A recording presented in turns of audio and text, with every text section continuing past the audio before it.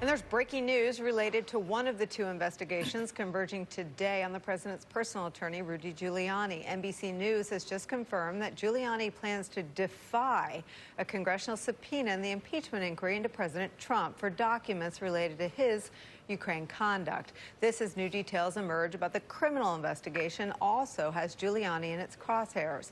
Wall Street Journal reports, quote, federal prosecutors in Manhattan are examining Rudy Giuliani's business dealings in Ukraine, including his finances, meetings, and work for a city mayor there, according to people familiar with the matter.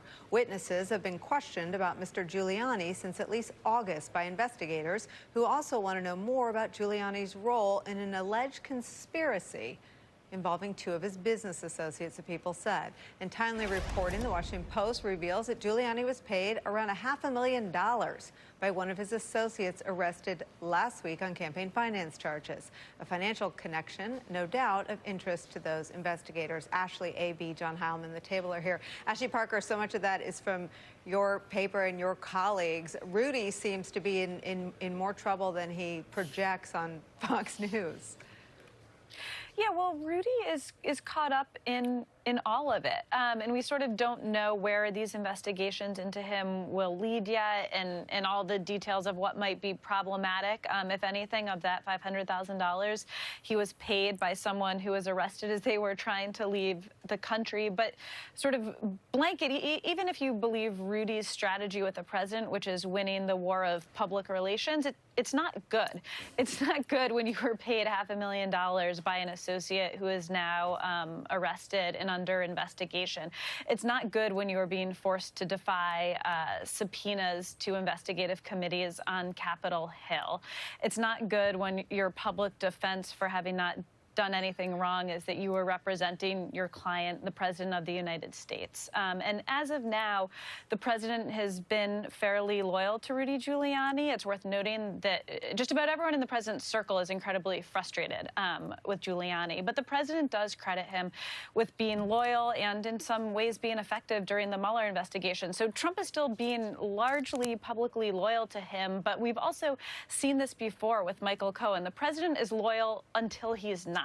And I think that's something Giuliani also has to be aware of and have in the back of his mind. John Heileman, there's just so much more similar between Rudy Giuliani and Paul Manafort, Rudy Giuliani and Michael Cohen, Rudy Giuliani and Mike Flynn than there is Rudy Giuliani and Don McGahn. Don McGahn ultimately cooperated with the Mueller probe. Don McGahn, when he had to face those really uncomfortable choices, sort of chose the country and tried to walk that line and still work for the president. Rudy Giuliani seems to make different choices. Yeah, decidedly and defiantly different choices. And as you said, Nicolle, you know, it seems to me that the main implication of what you're saying, which strikes me as obviously true, is that Michael Cohen is in jail and Paul Manafort is in jail and Don McGahn is not in jail.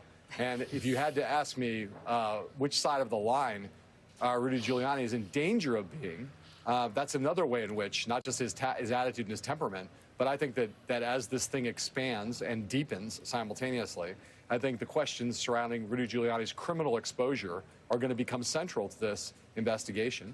And I'm not predicting where that will end, and I'm not saying he will end up in the same place as Paul Manafort and Michael Cohen, but I'm saying he's in trouble, and he's very much at the center of behavior that attaches itself to elements of the criminal code.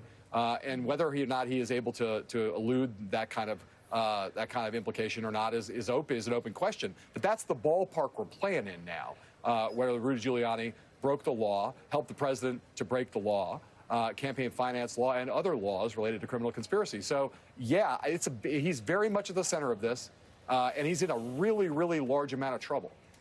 And John, my only sort of grouping of those individuals is that everyone that comes close to Donald Trump gets exposed. Candidates for chief of staff, I'm told earlier this year, asked for a budget for a criminal defense lawyer. So anyone that comes in contact with Donald Trump has criminal legal exposure. But it would seem that someone like Don McGahn, who was the chief witness in the Mueller probe, managed to walk that line, whereas Cohen and Manafort and Flynn failed. And it would seem that everything that's publicly facing about Giuliani, including lunching with the two indicted criminals now charged by the Southern, suggests that he's heading in a different direction.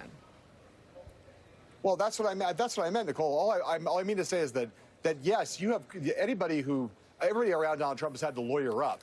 But the fact that you have to lawyer up doesn't mean you're in serious jeopardy of running afoul of the law or ending up in jail. And I think that I'm not sure that I think there was ever. I understand that Don McGahn, like everyone else who was involved in the various things he was involved in, had to lawyer up. But I think because Don McGahn, there's been no evidence adduced that I know of that Don McGahn engaged in any criminal behavior, and the fact that he was in the end willing to abide by the basic rudimentary codes of what legal ethics compel meant that in the end he ended up not facing what Paul Manafort and Michael Cohen faced. And I do think Rudy Giuliani has flouted those conventions throughout. We have made jokes now for 2 years, 3 years, about how Rudy Giuliani is not really a lawyer. He's more of a TV lawyer. And his behavior to be a political lawyer, to be a public relations lawyer, has been totally outside what any normal sense of how lawyers are supposed to conduct themselves if they're behaving as lawyers. I think that has now put him at enormous risk. You know, and I think if you're Mike Pompeo and you still entertain a fantasy about having a career as an elected official, if you're Mike Pence and you want to be the guy standing should this not work out for Donald J., the model exists, and it is Don McGahn who served this president, confronted this president, and maybe John Bolton sort of was a student of that model. But Rudy Giuliani clearly is not. And here's the thing. Giuliani has so much exposure, right? I mean, he could be in trouble for acting as a foreign lobbyist. He could be in trouble domestically for campaign finance reform. He can be in trouble for things he's done in the state. He's got a three-front war. And I guess he naively thinks that at some point Donald Trump is going to come down on a white horse and protect him. We all know that's not going to happen. But Giuliani seems to think that's going to work out. When you look at somebody like Mike Pence, he has been able to, thus far, pretend that he doesn't know what's going on. Now, none of us believe him, right? But so far, most of the microscopes haven't really borne down on him. But I think it's very clear.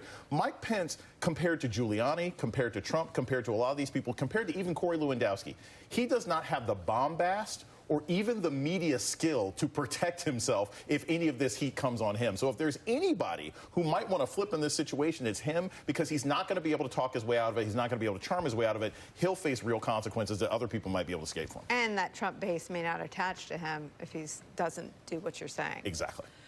Ashley Parker, thank you for all of your papers, great reporting, all of your great reporting, and for spending some time with us. After the break, more